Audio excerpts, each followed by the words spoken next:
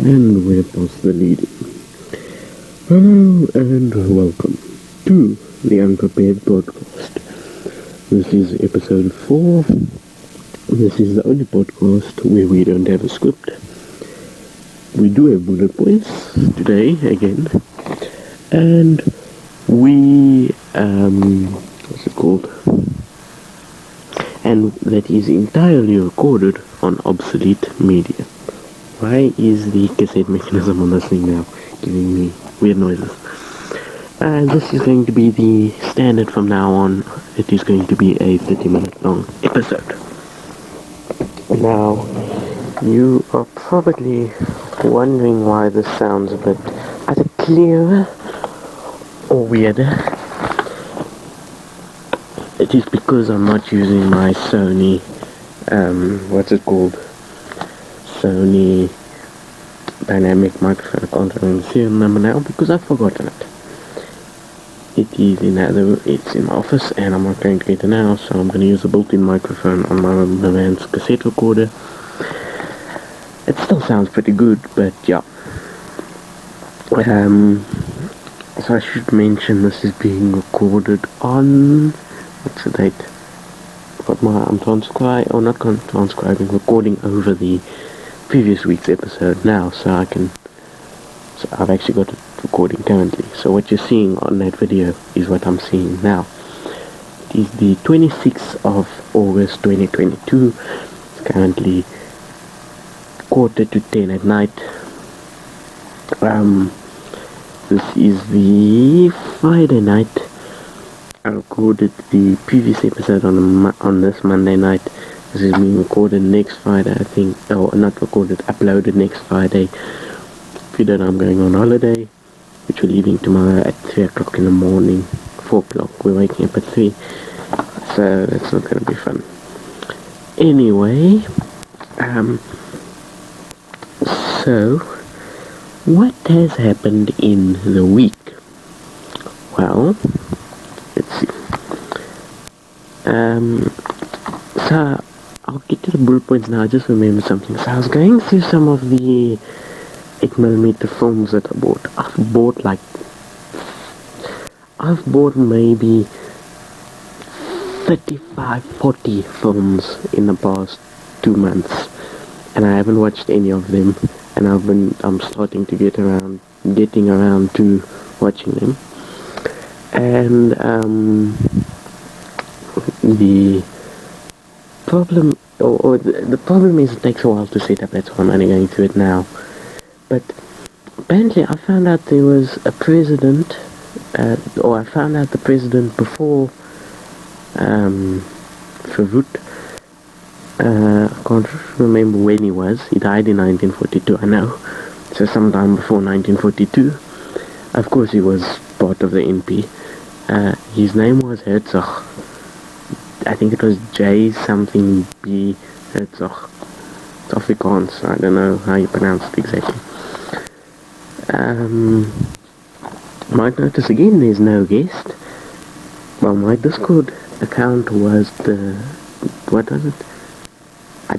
Let me actually get it now. I have my phone next to me. What's it called?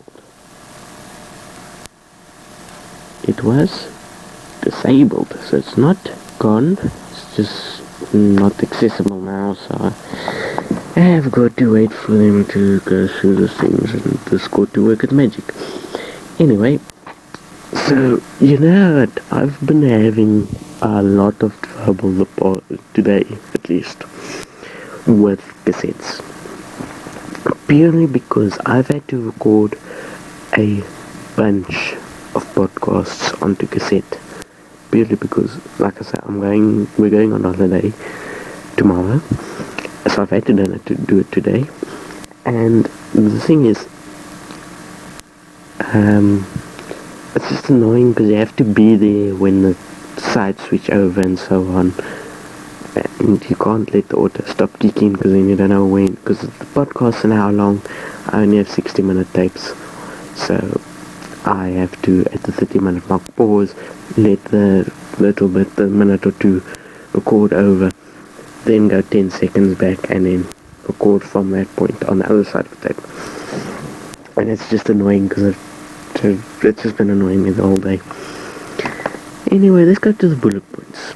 So this I wrote down the night that I recorded the previous episode. This was something that I remembered. A couple of weeks ago, there was the antique fair at the Fruitmaker Monument. I might have mentioned it on one of the podcasts. Now, there was a piggy bank there of President Verwoerd. It was what's it called? It was a piggy bank, cast iron, and it had him with his cigar like he always had, and like a hat type of thing, his top hat type of thing, I wouldn't call it top hat, but that sort of thing.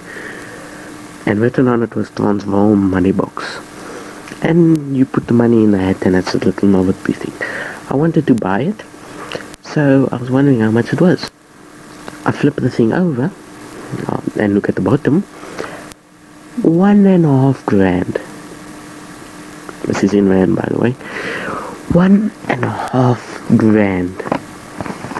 I'd understand mad collectors paying 1.5 grand for piggy banks. No normal person will pay 1.5 grand for a piggy bank like that. These mad collectors that pay that type of money for piggy banks don't go to these things. They go online and go to eBay and stuff, not there. Anyway, moving from that, I wrote something down. No, I can't remember where I put it. Well, actually, there was something else that I saw. So, there is a band. We went to it was a car show antique fair. And there was a band, and I actually really like the name of the band. 60 Shades of Grey. Because all there is grey and stuff. 60 Shades of Grey, it's actually quite a good name for a band. And, okay, here's the other bullet point that I don't know. What's this? What did I just pull out? Why do I have 2 notes in here? Okay. Okay, no, this is a shop. Okay, anyway. What's it called? So I put on Reddit today. It's today. If my generation, so teenagers, know what the term blue movies means. I think it's more an English term, because the only people I've heard speak about it are English people. Like my father is English people on YouTube that are English in movies, and that's usually English people. But anyway, like I say, generally people understand the term are over a certain age, over 30. But apparently no one knows. So, for anyone that doesn't know, when I say blue movies, I mean the same thing as red videos, adult entertainment, X-rated fun videos. You get the gist of what I'm saying. There's the end of the episode, the previous episode, and okay, anyway.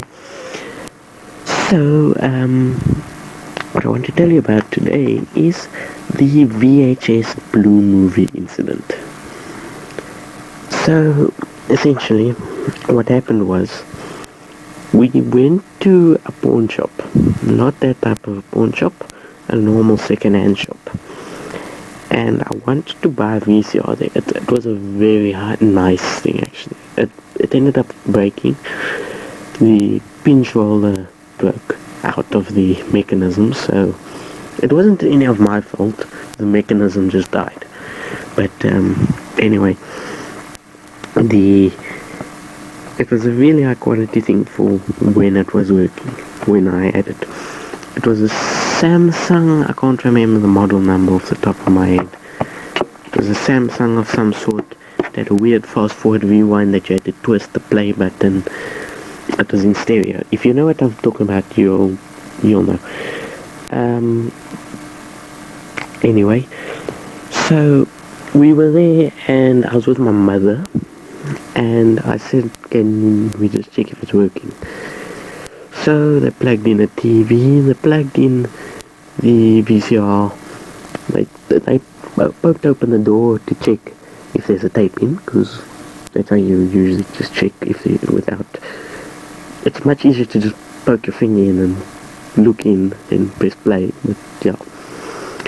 And they checked, yeah, there's a tape in it, they plug it in, connect it up, press play, and as they press play, on the screen, with my mother 2 feet away from me, is a man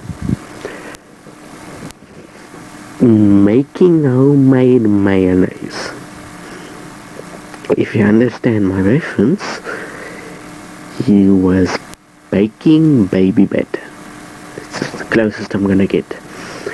Anyway, so the problem was, the lady that was there got a fright, like all of us, and she didn't know how to stop the thing, because it had the stop button was on the other side of the device, which isn't too weird, but yeah.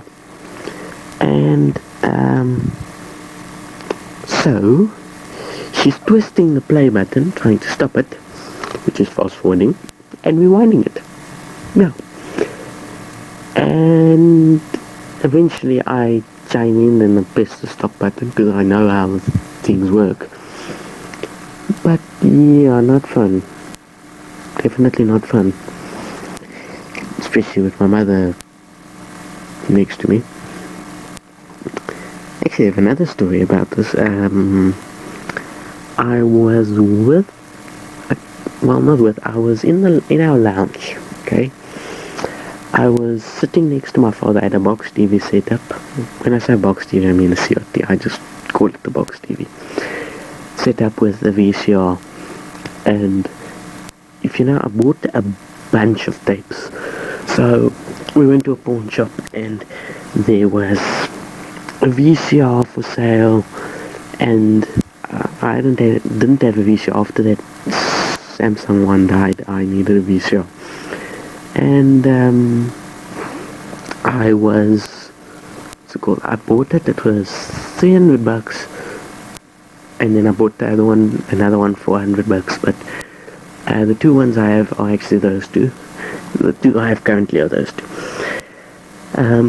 Anyway, I got a lot of tapes, boxes of tapes with it. And so I was going through these tapes. I just want to see, okay, what's movies, what's gospel music that I can record over, and then the home recorded tapes, what's just movies, what's movies and adverts, and TV shows and adverts. If it's got adverts, then I want to put it to one side so I can rip it for record reconciliation and just put it on YouTube. And if it's just movies, I'll record over it. Now, the thing is, I was sitting next to my father. He was at a 90-degree angle to the TV, so you couldn't see it. But I was playing the things, and you could probably see the TV in reflections of paintings and stuff. So anyway, I'm going through these tapes. Now keep in mind, these tapes I bought from an Afrikaans Christian charity shop. Sorry, I don't know why I said pawn shop. It's a charity shop. So this is a heavy religious place. I put in the one tape. Nothing, I can't remember what happened. Nothing happened with the tape. But now I put this tape to the side to be recorded for record reconciliation, because I thought it was a movie tape. Because they were fully clothed people talking like it was a TV show or something. Then what ends up happening is nothing happens. I don't see anything inappropriate, so I carry on. Didn't see anything inappropriate. throughout that thing, and then I pack up and everything. Then a couple weeks later, I'm starting to go through the tapes. I still have to go through a lot of them. And I put this tape in, and it starts out. I rewind it, and then it starts out with a lady speaking in an interesting manner to a man. What's it called? So, anyway, the thing is, I was so close to having played that with my father 2 feet away. But, yeah, I'm actually surprised that I got that lucky that he wasn't looking at the TV, nor was it on the screen when I played it. But it has since been gotten rid of, or disposed of, I should say. So that's good. Anyway, let's think. There was something that I found out. So, I was reading up on shortwave radio in South Africa. Now, according to some websites, AS here still transmits on shortwave in the Northern Cape. Now, from what I can tell, that's the only shortwave station in South Africa. But it was in an article about the last shortwave transmission station going offline. So I'm not exactly sure if it's online or if it was telling me that it was going offline, because there's nothing from the SABC or AS here on the topic. So it's a bit difficult to tell. The problem is, I live in Gauteng. We go to KZN on holiday. And on holiday and just in general, we either go to KZN or the Free State or Gauteng. I've never been to the Northern Cape. It's Northern Cape, yeah. Never.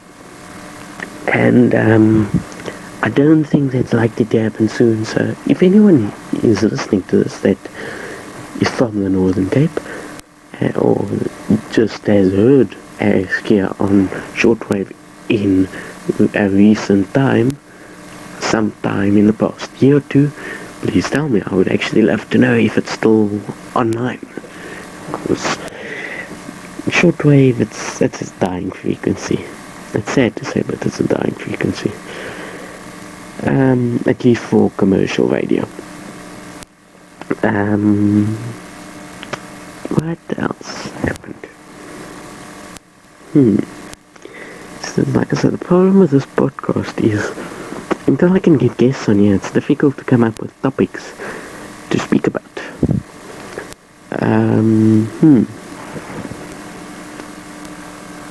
What happened in my week that I can talk about? Well, yeah, I was going through the, why did I put my finger over the mic? Like I said, I was going through those forms, and I see a lot of them are getting sent to a guy, because you have to post it into Kodak to get it developed. And the thing is, a lot of these were sent to a guy called A.W. Bunting. Now, I don't mean to be rude or anything, but is this not Mr. Avia Beer himself? A.W. Bunting. Avia Beer? Not gonna say anymore. Anyway,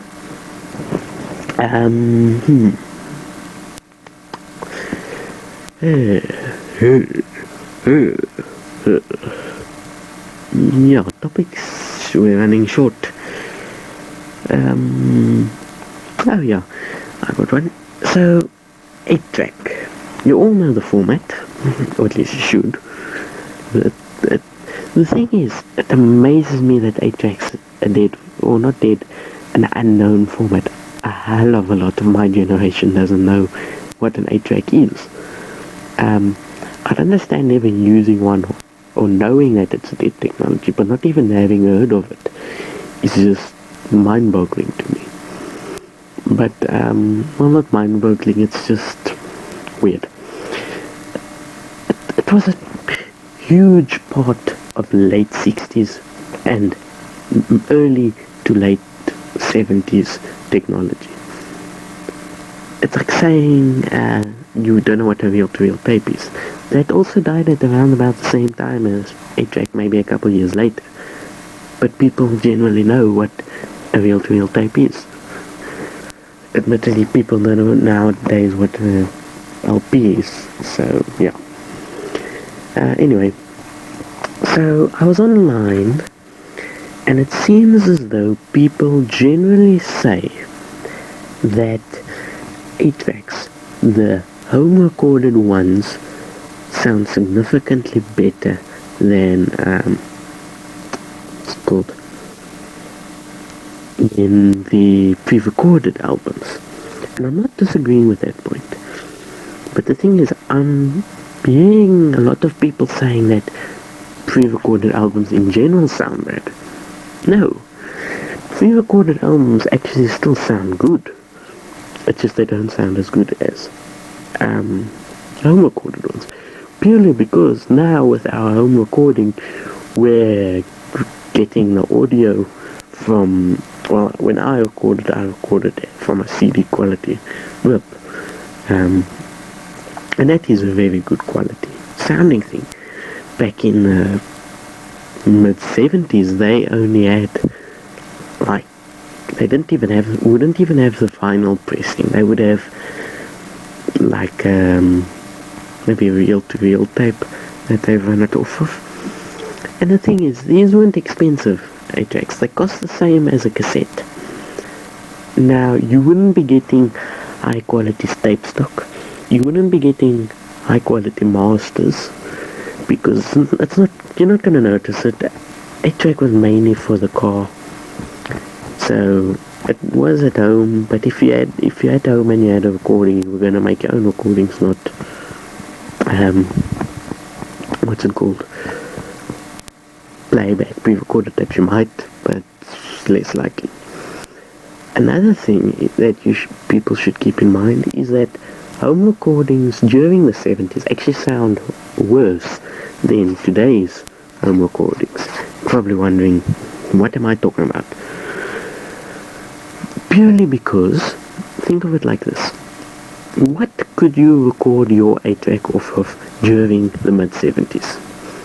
CD didn't exist. You had your LP, you had your cassette, you had your 8-track, and you had your reel-to-reel, and then you had radio. So, your options were to have the open reel tape version of an album. You wouldn't have that. They were incredibly unpopular. So essentially, you had the choice between AM or FM radio, LP, or another 8-track or cassette. Another 8-track or cassette, you would get significant generational loss. LP, depending on your turntable, depending on your cartridge, depending on your needle, depending on your record level, it'll still sound decent. It'll sound worse than the LP on its own, like I say, because of generational loss, but it'll still sound pretty good. But then we get to, well, the AM FM radio. AM, well, you'd get basically the same sound reproduction from AM, because AM on its own doesn't sound amazing, so you wouldn't really notice much quality loss from that. I'm not saying AM is a bad frequency. I love AM. It sounds great. It's just not as good as FM. FM, it doesn't sound amazing. FM, I hesitate to say this, but I'd say FM sounds like a Type 2 tape with no noise reduction. Maybe Dolby B. It sounds good. Don't get me wrong. I also love FM. FM is probably what I've listened to the most music on. But legitimately, you have to admit, FM just stands from the 60s, maybe 50s. I can't remember. I'm fuzzy on the details, but at least the early 60s. It's not gonna sound as good as CD or something else. This was actually the main problem with open reel tape, because of course you got much better audio quality. Where are you gonna get the quality source? This was a problem with digital recording to begin with. People wanted to get digital tape recorders into your home, but what were you gonna get the audio off of? You're getting FM quality, you're getting LP quality. Until CD, there was nothing that would supply a perfect quality source for you to record onto your 8-track, your reel-to-reel machine, your digital cassette, your digital tape recorder, which would most likely take VHS, Betamax tape of some sort, possibly that, but that was more 90s. Like I said, until CD, nothing could playback sound perfectly. And we take for granted now how easy it is to get a good sounding recording. We can now buy tape after tape, record over and over until over on reel-to-reel tape. I can record a song 2 or 3 times, get the recording level perfect, get the source, the highest quality source possible, and make it sound amazing. During the 70s, you set your record level, you hit record, you hope for the best, hope there's no interference. If there's some slight interference, you live with it, and that's the type of thing that you got. LPs, if there was a crackle or pop, that was on the recording. If there was a scratch, that was on the recording. We really take for granted nowadays the quality sources that we can record to tape with. I don't know what I was talking about there. That just came out of nowhere now, that little slight rant. But anyway, now what can I talk about? What can I talk about? What can I? The problem is it's really difficult to figure out topics for these things, especially when I'm talking to myself. If I was talking to someone else, anyone, I could at least keep this going perfectly fine for the half an hour, maybe even an hour. But it's difficult when you're on your own.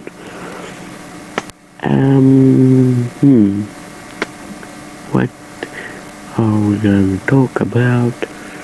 What are we going to talk about? Well, anyway, legitimately, I'm just staring around my room, looking for things. Well, actually, I'll tell you about my week slightly. I had a horrible week this week because I headbutted a computer monitor, a CRT computer monitor, the day before yesterday. I kicked a step and I gave my toe a bloodburster so incredibly sore. It goes underneath my nail, like halfway underneath, on my big toe by the way, halfway underneath the nail. I'm not going to lose it, luckily. It's getting better, but it was incredibly sore. I have essentially broken my left knee, hurt my right calf, so it hasn't been going well. No. So, thinking. what can I speak about? What can I speak about? Well, actually, I think this is where I'm gonna leave the episode off, because I legitimately can't think of anything. Yeah, I've got a little bit of tape left, but I can't think of anything, and I'm tired. I have to go to sleep at least decently early, because I've got to wake up at 3 o'clock tomorrow morning, and then we have to be on the road by 4 to get down to where we're going. I'm not telling you right now, because that wouldn't be the smartest idea to tell you where I'm going on a holiday, would it? But anyway, yeah, the tape's getting close anyway, so. But that was the 4th episode of the Unprepared Podcast. This is recorded onto the Sony C60 low noise compact cassette from the 70s. So, as we in the business say, we've got to say, stay safe, stay home, and stay beautiful. And like and subscribe for more of these podcasts.